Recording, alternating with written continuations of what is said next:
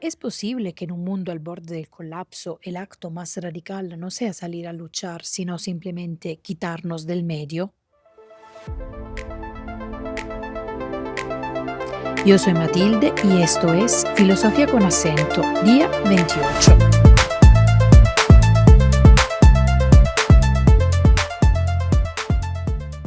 Hoy inauguramos nuestro último bloque, el módulo 7, que he titulado Líneas de fuga y nuevas formas de habitar el futuro. Y hoy vamos con el filósofo y agitador cultural Franco Berardi, a quien le dicen Bifo, que a sus 70 y tantos años publica un libro que es una radiografía agudísima, pero sin duda desesperanzadora, de nuestro presente. Su título original en italiano es Disertate, un imperativo dirigido a un vosotros, o sea, literalmente sería vosotros desertéis o ustedes deserten, ya que en Latinoamérica no usamos la persona del vosotros. Y que en la versión española, sinceramente no entiendo bien la razón, lo tradujeron como desertemos. No me parece un detalle de secundaria importancia porque al decir deserten es como si el autor no se incluyera en esta invitación a desertar, quizás porque se siente viejo o porque quiere disfrazarse de profeta. Anyway, la tesis impactante de Bifo es resumible de esta forma. En este planeta ya a borde del colapso no queda nada más que hacer que desertar.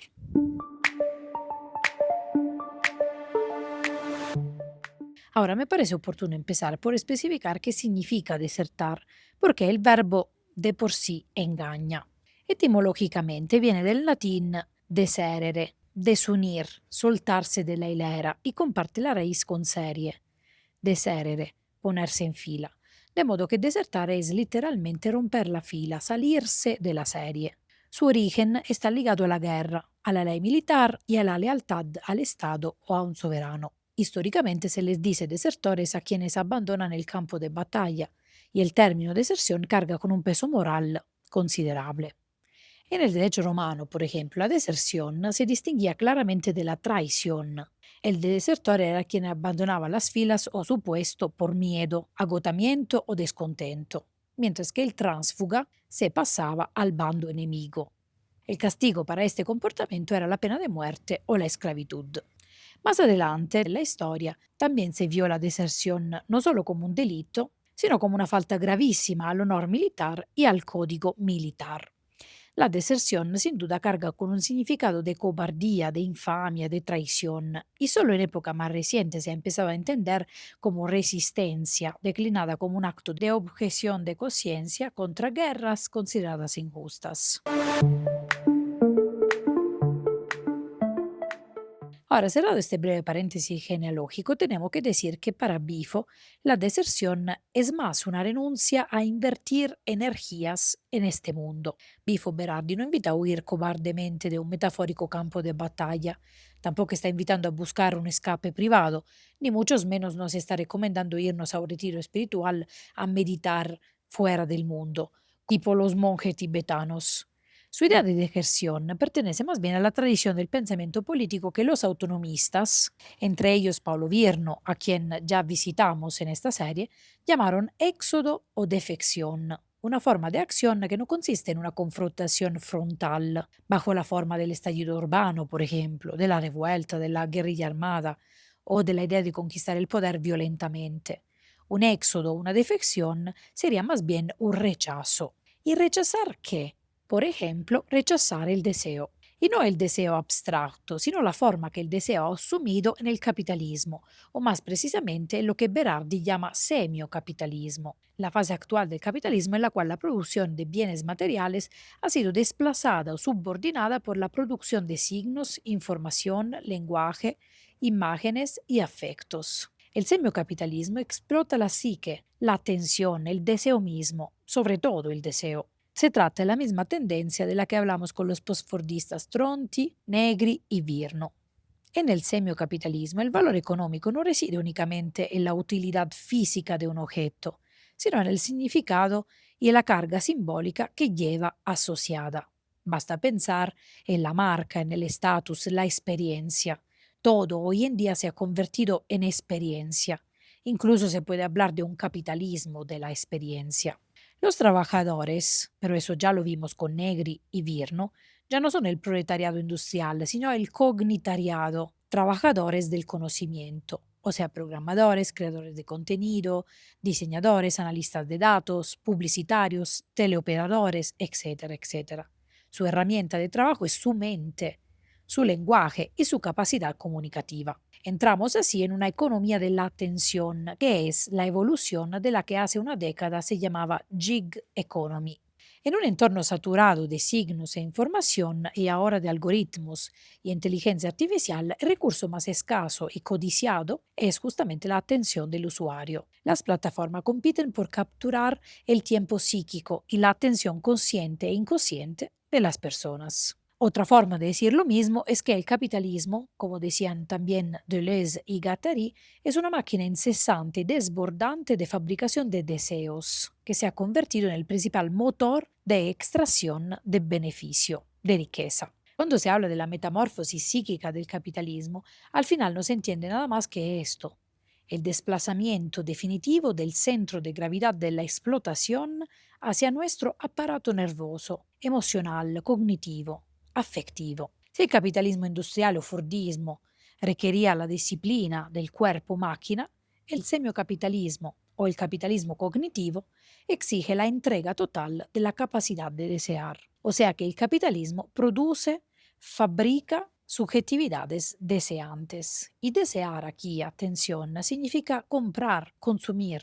El deseo en el capitalismo es siempre un objeto de consumo, aunque sea inmaterial.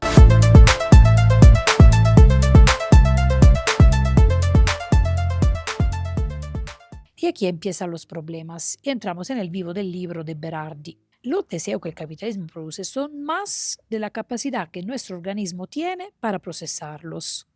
Hay demasiados deseos, demasiados estímulos en el capitalismo que terminan abrumándonos, desbordándonos, deprimiéndonos. Todos estos deseos, los flujos de información que superan la capacidad orgánica de procesamiento del cerebro humano, serían las causas de las omnipresentes patologías psíquicas contemporáneas: el pánico, la ansiedad, la depresión, el colapso de la atención, el TDAH, el burnout. El pánico y la depresión en particular son para Bifo el síntoma de agotamiento de la promesa en el futuro, de la fe moderna en el progreso y en el crecimiento infinito. Dicho de otra forma, Bifo lee la epidemia contemporánea de estrés, de ansiedad y de depresión no como una enfermedad privada que hay que curar con terapia psicológica, sino como una señal colectiva, el cuerpo de una sociedad entera murmurando: ya no puedo más. En este libro, Bifo se concentra sobre todo en la depresión, de la que da una interpretación original, pero también fácilmente malinterpretable. La omnipresencia contemporánea de la depresión nos muestra que la liberalización de los deseos no fue nada más que una ilusión. Estos modelos inalcanzables a los que están sometidas nuestras inversiones del deseo han provocado olas de insuficiencia y culpa, sobre todo entre los más jóvenes. La operación de Bifo consiste entonces en despojar a la depresión de su culpa moral y convertirla en una forma de conocimiento, incluso de sabiduría. Puede ser interpretada como una forma de conocimiento otra, entre comillas, del y en el mundo. Tal vez sea precisamente desde ahí, desde donde es posible trazar una línea de fuga. La única mirada no hipócrita, que no oculta la evidencia del abismo, que dice la verdad y que no tapa el sol con un dedo, es la mirada del deprimido. El deprimido en esta lectura sería esta primera figura del proto-desertor, porque ha dejado de desear bajo los términos de la máquina deseante capitalista y ya, sin programa ni organización, ha empezado a retirarse de una normalidad mortífera. El depresivo ya ha puesto en marcha, por lo tanto, y desde el primer momento, una estrategia de evasión del deseo. Por lo tanto, una primera forma de desertar podría ser rechazar desear, exactamente como hace el deprimido. Desertar se puede definir como el intento de dejar de alimentar el sistema económico con el propio deseo, la propia atención, el propio trabajo, el propio consentimiento.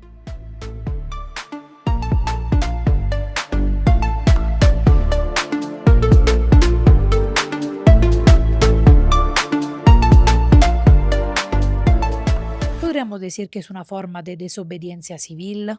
Yo creo que no, o no exactamente, porque seguramente la deserción es una forma de desobediencia, pero me parece que Bifo no se refiere a un gesto puntual, a una contingencia, a un acontecimiento específico que desataría la desobediencia.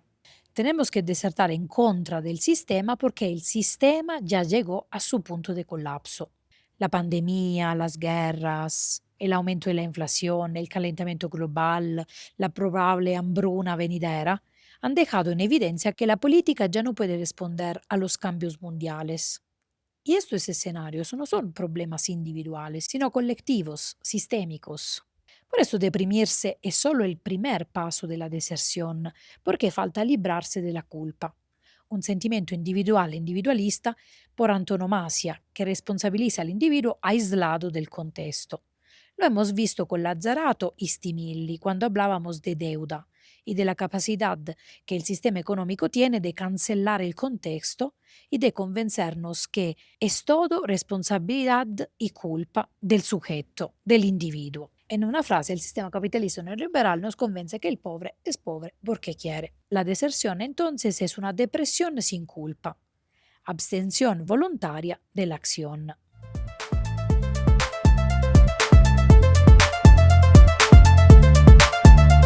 La deserción va un paso más allá de la depresión también porque es cosa común, porque según Bifo no se deserta en soledad. Y eso porque desertar no significa meterse en un rincón a llorar o escapar o esconderse.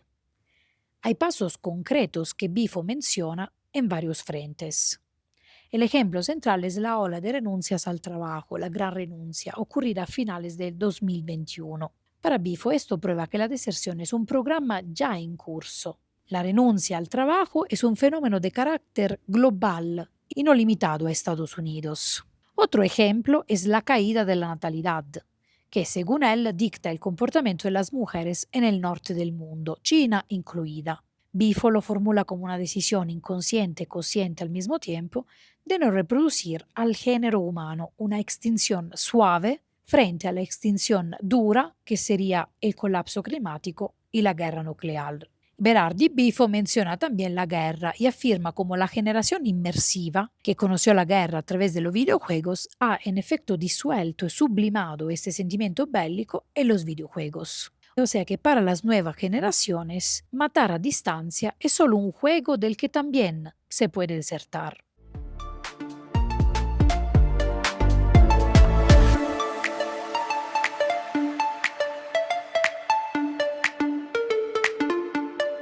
Finalmente, yo creo que lo que Bifo quiere decir en este ensayo es que el capitalismo ya ha llegado a un nivel tal de explotación que confrontarlo solo le entrega más energía. De hecho, él mismo confiesa, durante décadas creí que había que tomar posición, organizarse, lucharse, y hoy ya no lo creo. Si la deserción es una reacción a la brutalidad y al caos de nuestro tiempo, se deserta para existir de otro modo, para ejercitar de otro modo nuestra sensibilidad. Y para hacerlo hay que tejer una nueva dimensión común en otra parte, a través de una sintonización estética evocada por el autor en las últimas páginas del volumen.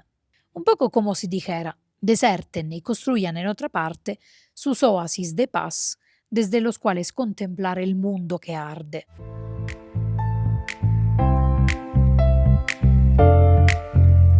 Sinceramente es difícil no asociar la deserción a la resignación. Difícil no recibir este llamado sin una cierta inconformidad, porque la deserción arrastra peligros que el propio Bifo no termina de disipar. El primero es el peligro del privilegio. No todo el mundo puede desertar. Mientras el trabajador cognitivo exhausto del norte puede elegir retirar su deseo, quien trabaja apenas para sobrevivir no puede darse el lujo de abandonar. Es un lujo viejo como el de los sabios estoicos permitirse retirarse de un mundo que va hacia la desgracia. Como segundo peligro, diría que se corre el riesgo de universalizar e incluso de instrumentalizar la salud mental, que sin duda tiene una raíz social, pero también biológica. El tercer peligro, más hondo, vive dentro del concepto mismo, porque Bifo oscila entre dos escenarios muy distintos. A veces la deserción se desliza hacia una aceptación serena del final, una extinción senil que no quiere reinventar el deseo, sino solo dejarlo que se apague. Otras veces, desertar parece ser un éxodo activo, la retirada colectiva de la inteligencia general que podría detener una máquina que se mueve gracias a nuestra cooperación, el famoso General Intellect del que hablaba Marx. A veces, como hemos visto, desertar es abrir un espacio para otra sensibilidad, un tiempo más lento, incluso una reactivación del cuerpo social y erótico contra el cuerpo agotado del semio capital. Desertar entonces, y aquí yo misma me contradigo, no es simplemente dejar de desear, sino dejar de alimentar la máquina deseante que nos consume, pero dirigiendo el deseo hacia otra cosa. Así que desertar sería una conducta no resignada, sino vital ante lo ingobernable, una manera de resistir que renuncia a conquistar más territorio. Si es el comienzo de otro modo de vivir o la lúcida despedida de una civilización que ya llegó a su máximo nivel de inhumanidad, es algo que cada uno tendrá que decidir leyendo el libro. Esto fue Filosofía con acento. Hasta mañana.